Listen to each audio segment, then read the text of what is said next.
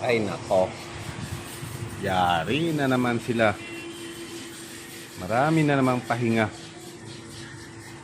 Disaster na naman kami ngayon sa customer. Lang niya talagang buhay ito. Nakakapagod na lang laging umupo. Ganito kami rito. Ano kayang magandang gawin?